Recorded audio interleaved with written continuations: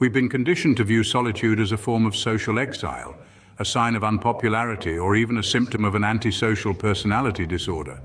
Yet being alone or not having many friends does not necessarily equate to being strange or weird. In reality, it's the one who dares to tread the path less traveled, the one who dares to listen to the whispers of their own hearts, rather than the deafening roars of the crowd. Solitude can be a powerful catalyst for self-awareness and introspection. When you're alone, you're free from the distractions and influences of others. You're left with your thoughts, your dreams, your fears, and your desires. This can be a daunting prospect for some, but for the loner, it's an opportunity to go deep within themselves, to understand who they truly are, and to tap into their innate creativity. Think of the great minds throughout history who've embraced solitude. The likes of Albert Einstein, Isaac Newton, and Nikola Tesla, all renowned for their solitary tendencies. They found solace in their solitude, using it as a tool to fuel their creativity, drive their curiosity, and shape their groundbreaking discoveries. So why then do we stigmatize the people who like to spend time alone? Perhaps it's because we fear what we don't understand. Perhaps it's because we're afraid to confront our own thoughts and feelings. Or perhaps it's simply because we've been taught to value the noise of the crowd over the quiet introspection of the individual. But it's high time we challenge these stereotypes and misconceptions. It's high time we recognize the potential benefits of solitude and the power it holds for self-discovery, personal growth, and spiritual enlightenment. Just look at the man himself, Albert Einstein, a man preferring his own company and the company of his thoughts to that of others. Yet it was in this solitude that he formulated his theory of relativity, forever changing our understanding of the universe. He was a loner, but within him lay a universe of ideas, waiting to be discovered. Then we have Isaac Newton, a man who spent a large part of his life in solitude. He was often alone, immersed in his own world of thoughts and theories. It was during his self-imposed isolation, due to the Great Plague, that he developed the laws of motion and universal gravitation. His loneliness, it seems, was not a curse, but a catalyst, propelling him to heights of knowledge that others could only dream of. And let's not forget Emily Dickinson, a woman of few words but many poems. She lived a life of seclusion, rarely leaving her home. Yet it was within the confines of her room that she penned some of the most profound poetry the world has ever known. Her solitude was her sanctuary, a place where she could explore the depths of her own soul. These individuals were not defined by the number of friends they had or the social events they attended.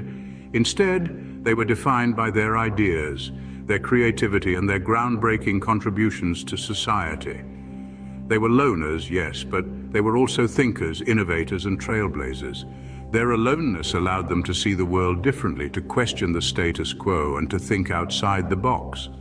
They were not bound by societal norms or expectations. They were free to explore, to experiment, and to express themselves in ways that others could not. They were not distracted by the noise of the world. They were not swayed by the opinions of others. They were not influenced by the latest trends or fads. They were true to themselves and to their own unique visions.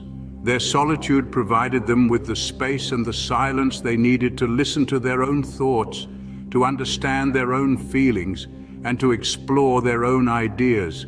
These individuals turned their solitude into strength, their isolation into inspiration. They remind us that it's okay to be alone, that it's okay to be different, and that it's okay to march to the beat of your own drum. After all, it's the lone wolves who often leave the most enduring paw prints.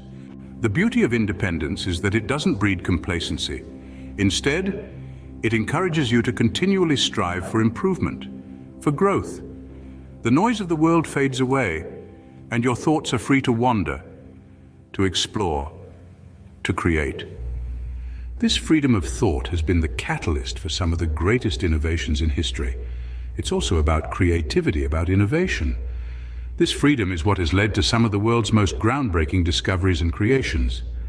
It's a gift that allows you to tap into your inner strength, to harness your potential, and to create something truly unique. There's a spiritual aspect too. You see, when one is alone, they are free from the noise and distractions of the world. This solitude provides a serene backdrop for introspection, self-discovery, and spiritual awakening. Consider meditation, a practice deeply rooted in solitude. When we meditate, we seek to quiet the mind, to disconnect from the world around us and connect with the world within us. It's a journey into the depths of our being, a place only accessible when we are alone with our thoughts. The tranquility we find in these moments of solitude allows us to hear the whispers of our souls, guiding us towards enlightenment. Then there's mindfulness, the practice of being fully present in the moment. When we're alone, we're more capable of honing this skill. We can immerse ourselves in the beauty of a sunset, the melody of a bird's song, or the rhythm of our breath, without distraction. This heightened awareness of our surroundings and ourselves cultivates a sense of peace and connectedness to the world around us. Solitude also fosters spiritual awakening. As we spend time alone, we become more attuned to our inner voice. We start to notice our patterns, our desires, our fears. We begin to question, who are we really? What is our purpose? What is the nature of existence? These profound questions, often brushed aside in the hustle and bustle of daily life, are the seeds of spiritual awakening. Moreover, solitude can be a path to self-discovery. As we peel back the layers of our identity, unencumbered by societal expectations or pressures, we uncover our true selves. We discover our passions, our strengths, our values. We learn to embrace our uniqueness, to love ourselves unconditionally. This self-love is a powerful spiritual tool, fostering a deep sense of fulfillment and joy. So there's no need to fear loneliness, embrace it instead. For it's in these quiet moments when we are alone with our thoughts that we truly connect with our spirit. In solitude, we find ourselves.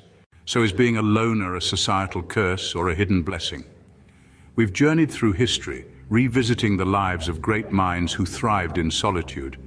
We've explored the strength that comes from being alone, the clarity and purpose it can bring. It gives you the space to foster your own beliefs, your own ideas, and your own way of seeing the world. When you're alone, you're not bombarded by other people's thoughts and pressures. There's no peer pressure to sway you from your path. You have the freedom to explore your spiritual connection, to seek enlightenment in your own way. Remember, it's not about fitting in, it's about standing out. So embrace your solitude, because in the silence you might just find your voice.